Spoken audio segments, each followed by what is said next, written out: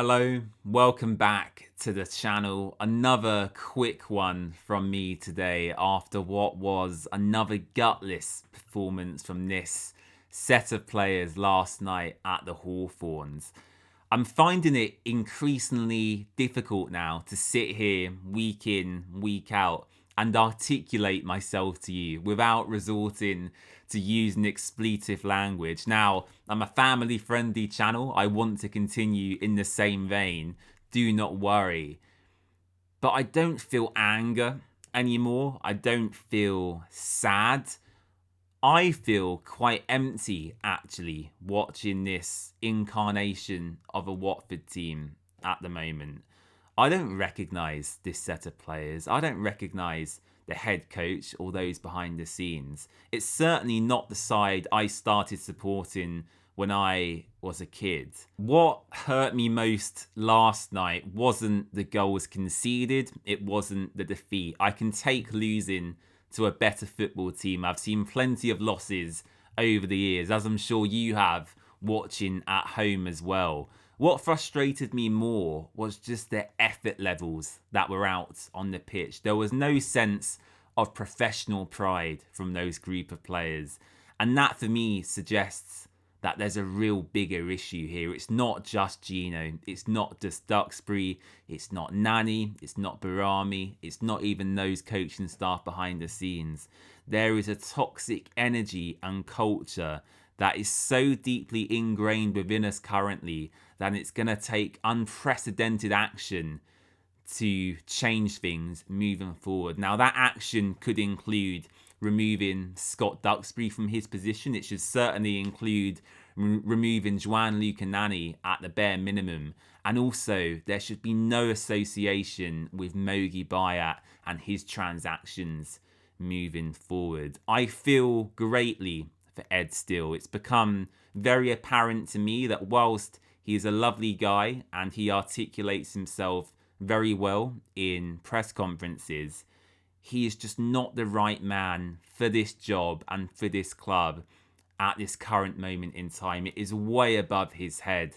I'm quite taken aback, actually, that I'm not sat here talking to you today about another head coach sacking. I was very much expecting to wake up this morning and see the corner flag on social media telling me that Mr. Still had been dismissed from his role. But as far as I'm concerned, it looks to me like he is now the fall guy for the remainder of the season. He is the person to take all the stick for the next couple of weeks and deflect it away from those at the top.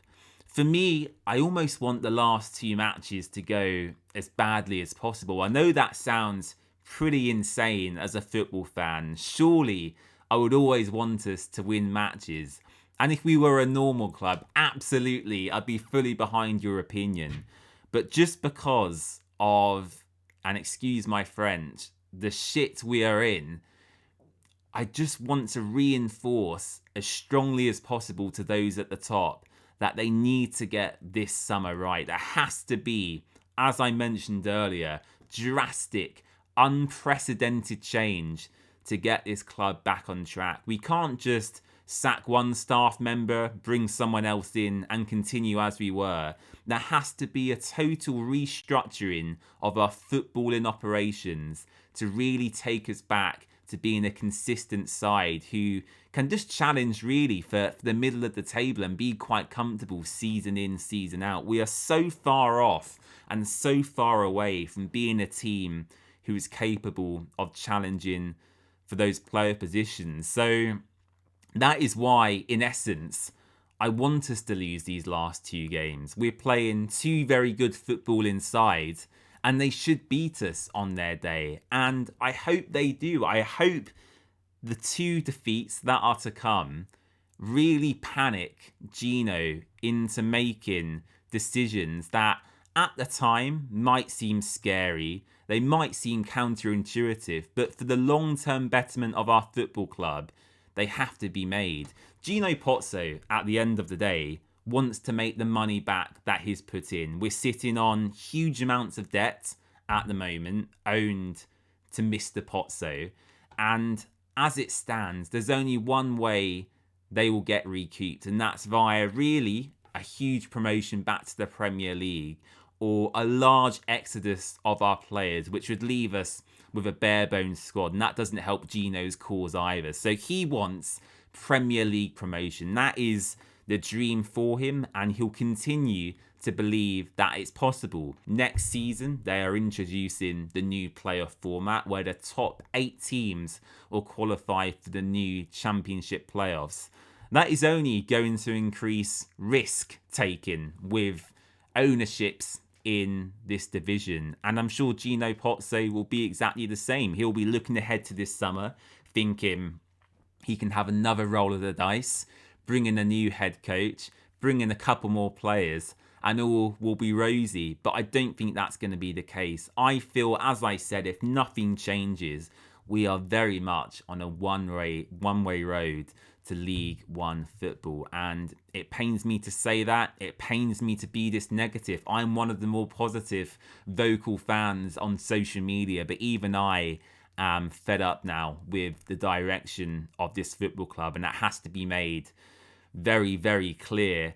What happens to Ed Steele? As I said, I'm sure he'll be shown the door at the end of this season. It's not his fault. He's been brought into a situation where he felt he could make an impact. Unfortunately, given the pre-existing issues here, he hasn't been able to. I don't blame him for that. And actually, I don't blame a lot of these players either. Sure, they're highly paid individuals. They're professional footballers. They're very talented. They should be doing better.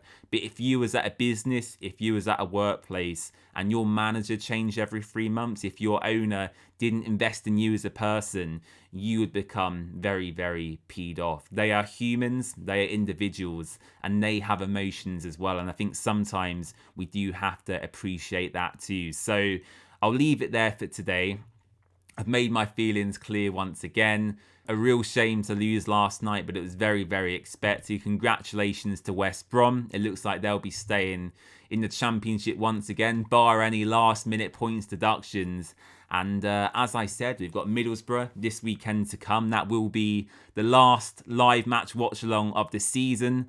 And then Coventry City on the final day, which will be a promotion party for the Sky Blues. I'm sure there'll be a lot of Coventry fans in the home end on that day, which would be interesting to see. Thank you for watching, and I'll see you again soon. Bye-bye.